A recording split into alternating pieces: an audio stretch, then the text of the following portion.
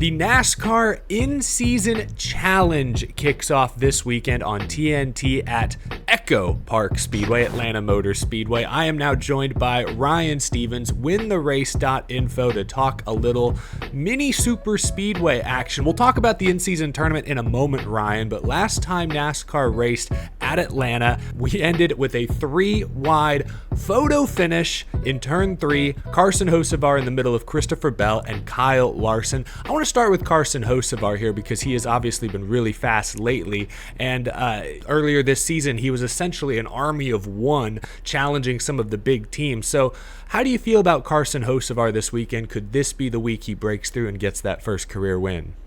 Yeah, I mean, I'm glad you mentioned his speed because speed's what he and the Spire team have brought on drafting tracks so far in 2025. It's a small sample size, only 3 races, and fast laps are known to be random on drafting tracks. But I did find it interesting. Spire is 1, 2, and 3 in fast lap percentage on drafting tracks this season. Wow. So yes, it is random, but Hocevar is leading the way there. He's number 1. If we look at the 3 Atlanta races, Hocevar's been in 2 last year, 1 this year. He's 6th in fast lap percentage. Again, spread out, pretty random. So let's take a broader look. I look at our 2025 true performance scores on Win the Race on drafting tracks in those 3 races. Hocevar's actually planted inside the top 4 with great drafters. William Byron, Austin Cindric, Ricky Stenhouse, all those guys. He's paired right with them so far this season. So again, small sample size, but really cool to see.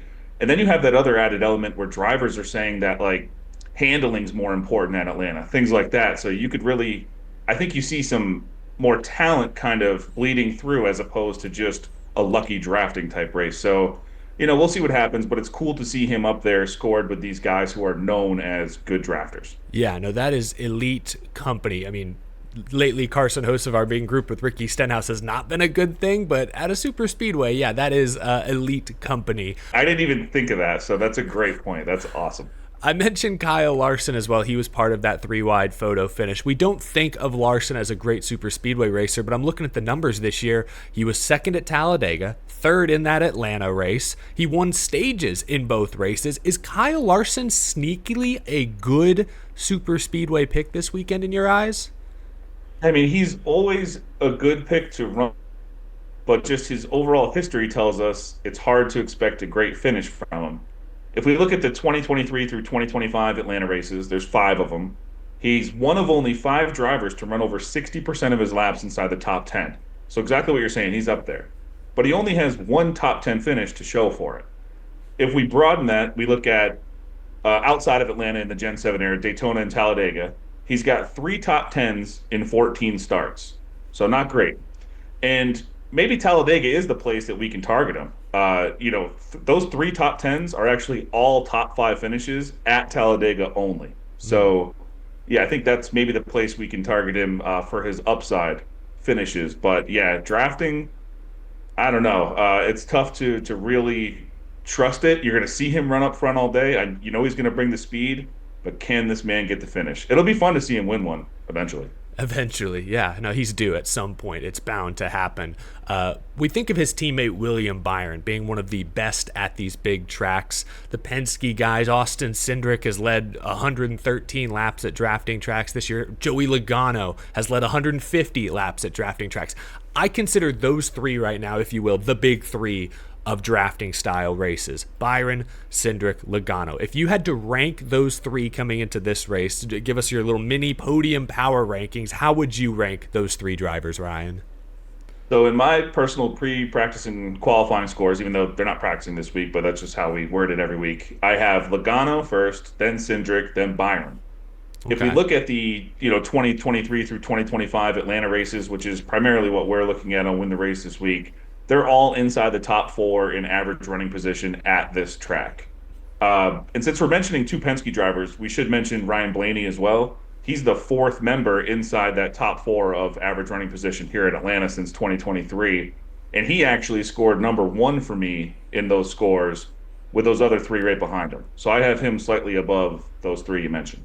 Fair enough. I maybe should have made it a fast 4 instead of a big 3. Blaney's been interesting because he has been so fast, but he hasn't led the laps in the last year or so that his teammates have led. But he's always there. He's in, last spring at Atlanta, he got spun by Carson Hocevar, rallied at the end to still finish in the top 5. So yes, Ryan Blaney also a really solid pick. I want to talk playoffs for just a moment, Ryan. This could be a big opportunity for bubble drivers. You look at some of the guys just below the cut line: Chris Buescher, Bubba Wallace, Alex Bowman, Ryan Preece, AJ Allmendinger, Eric Jones, Kyle Busch. Of that group, and I'm not going to rattle them off again, that was a tongue twister, which of those drivers has the best chance, in your opinion, of winning this weekend? Well, in that same sample size, 23 through 25 Atlanta races, only 2 drivers have an average finish in the single digits. Ryan Blaney, who we just mentioned, he leads the way. Right behind him, Kyle Busch, with an average finish of 6.5 in those 5 Atlanta races. They're the only 2 with top 10 finishes in all 5 of those races. He's also led laps in 4 of 5 of those races. So for me, that group of people you mentioned, I have to go with Kyle Busch. I expect him to be running up front. He's been a great Gen 7 drafting racer. And Kyle Busch will be matched up this week against Brad Keselowski, who many consider to be a great super speedway racer. But now you have me feeling better about my pick, Ryan. I picked Kyle Busch to win that head-to-head matchup this weekend. I want to talk about the in-season tournament for a moment, because this first race at Atlanta is going to be a bloodbath. 32 drivers in a bracket, 16 individual matchups taking place within the draft, within the pack that will be shuffling every lap. There'll be wrecks that take guys out of contention. What is one matchup this week that maybe you're keeping a close eye on, whether because it'll be really close and competitive, maybe there's an interesting bet involved? What matchup stands out to you? I think the Allmendinger versus McDowell one is a very intriguing matchup for a couple different reasons. One, you mentioned the points. We just talked about it. These guys are 59 and 71 points outside the playoffs, so they're knocking on the door there. They rank 12 and 13 in my pre-practice and qualifying scores that I just mentioned. So that's interesting. They're, back to back right there. And then if you look into the next couple rounds, you're staring at 2 road courses, both great track types for these drivers. So I think winning this matchup this week, one of them's going to win. That goes a long way, because they're looking great the next 2 weeks. And then anything can happen when you get, to the last 2 rounds here. So who knows who will be left when you get to those last 2 rounds after Atlanta here in the first week. So I think this is a very interesting matchup. Both guys fighting for the playoffs. Both guys great road racers, with 2 of those coming up, and one of them's definitely going to make it. Yeah, I think this will be that's a really close matchup. You're exactly right. It's a shame that it doesn't come a week later, at Chicago or even at Sonoma. Then we really would have seen both of them at their best. I also want to throw out an honorable mention. There's the Carson Hocevar, Ryan Blaney head-to-head this week. They got together last time we raced at Atlanta. I think that'll be a really fun matchup to watch as well. But you're exactly right about how important this race is to the 2 road course ringers getting through Atlanta. We'll wrap up with this, Ryan. It's not exactly a super speedway, but with the draft, the great equalizer, we've seen some surprise finishers at Atlanta the past few years. So who is an interesting sleeper pick? And maybe it's not somebody low down in the points. Maybe there's a driver going through a slump or needs to break through and get that first win of the year. Who's someone that maybe we're not talking about but stands out to you? Yeah, I think this one will surprise some people, but I'm going to go with Tyler Reddick here. I was trying to think a little off the wall. Maybe someone, like you said, who's kind of been a little disappointing on tracks that he's been fast at and we expect good finishes from. He's just not getting them.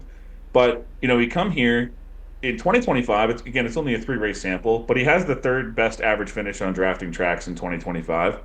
He's got Gen 7 finishes at Atlanta of 5th and 6th.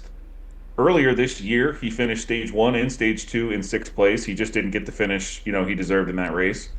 And, same type thing we were talking about with Carson Hocevar. I look at my true performance scores in these races and just see, what kind of names pop out amongst those that we fully expect to be at the top of this list. Reddick's one of those guys. He's up there with Logano, Elliott, Bubba, all guys we would call great drafting racers. And what I like about Reddick and picking him as a sleeper is that he has actually popped 2nd in the 2022 Daytona race, 1 at Talladega last year, 2nd at Daytona this year. I mean, he's up there. So, if we're looking for a longer shot, I think Tyler Reddick deserves some mention here. Yeah, that definitely fits the category of a driver going through a slump right now who could certainly use a pick-me-up in the middle of the summer. Good stuff, Ryan. Excited to see how this first week of the in-season challenge plays out. It's a Saturday night race under the lights at Atlanta Motors Echo Echo Park Speedway. Also TNT, HBO Max, their broadcast debut. Very excited to see how that shakes out. Ryan, really appreciate you joining the show. Fans, you can find more of Ryan's great work at wintherace.info. Ryan also does a YouTube live stream Wednesday night, The Draft with Phil and Tino, which is a really fun format, really cool way to preview the upcoming race weekend, talk data, talk stats, go even more in depth than we do right here. Ryan, really appreciate you joining the show this week. We'll talk to you again soon, man. Thank you, everyone. Enjoy the race at Atlanta.